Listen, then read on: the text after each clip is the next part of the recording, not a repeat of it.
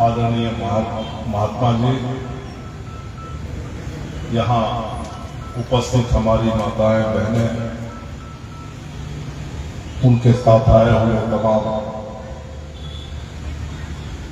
संतगण, विद्वानगण, संगीतज्ञगण,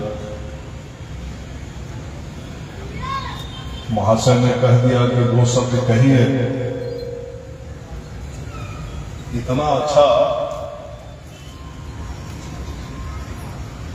कथा चल रहा है और प्रसंग भी ऐसा जिस प्रसंग को हर कोई सुनना चाहता था। मेरा यह भाग्य है कि आज के दिन में यहाँ आया हूं और ऐसे प्रसंग पर कथा सुन रहा हूं जो प्रसंग रामायण की आत्मा आप कह सकते हैं। इस प्रसंग को, ये प्रसंग सत्य है कि इस प्रसंग में जो चीजें हैं वो आपको बहुत कुछ सिखाती है। रोड रास्ते पर हम लोग आज का दिन एक ऐसा चलन चल गया है कि हम ये समझते नहीं कि जिनको हम मर्यादा पुरुषोत्तम भगवान श्री राम कहते हैं वो स्वयं नारायण है और विष्णु जी का नाम अमर्यादित तरीके से भी हम लोग रख रहे हैं।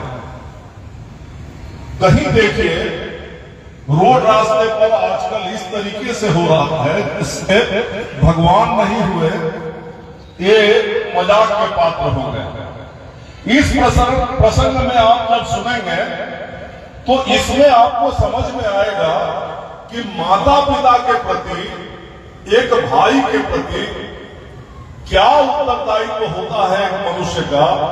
और जो मनुष्य अपने माता पिता के प्रति अपने उत्तरदायित्व का कर्तव्य वहन नहीं कर सकता, वो राजा राम तो हो सकता है, मर्यादा पुरुषोत्तम भगवान राम नहीं हो सकता।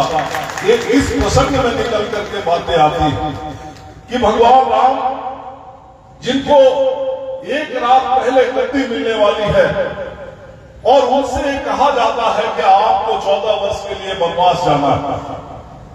आप समझिए कि पूरी सैन्य बल उनके साथ खड़ी है, पूरी प्रजा चाह रही है कि भगवान राम ही सत्ता पर बैठे। सारे लोगों के बात को छोड़ करके अगर भगवान चाहे होते और कह देते कि नहीं, आपने हमें घोषित कर दिया मैं युवराज हूं, मैं सुबह राजा बनूंगा, तो शायद अयोध्या की पूरी प्रजा राम के साथ खड़ी होती, पूरी सेना राम के साथ खड़ी होती। उनके अपने भाई आप सुन रहे हैं कि भरत जी कह रहे हैं कि हमें अगर राजा बना दिया गया होता पहले तो मैं राज्यादेश जारी करता कि नहीं, ये बन नहीं जाएंगे, इनको जो है मैं सुपुर्द करता। आप समझिए कि अपना भाई भी इस तरीके से समर्पित है। लेकिन अगर वो बन गए होते, ऐसा कर दिए होते, तो राजा राम जरूर होते, मर्यादा पुरुषोत्तम भगवान राम नहीं होते। इसीलिए मैं सबसे यही गुजारिश करूंगा कि मर्यादाओं का पालन हो और अपने अपने घरों में अपने माता पिता के प्रति जो हमारा कर्तव्य है उस कर्तव्य का निर्वहन हर किसी को करना चाहिए। तब जाकर के देवी देवता भी आप पर प्रसन्न होंगे, देवताओं का भी आशीर्वाद आपको मिलेगा। मैं इस मंच पर बहुत कुछ नहीं कहना चाहता, मैं तो सुनने आया था कि भैया जी ने कह दिया कि दो शब्द कहिए, ऐसा नहीं कहना चाहिए।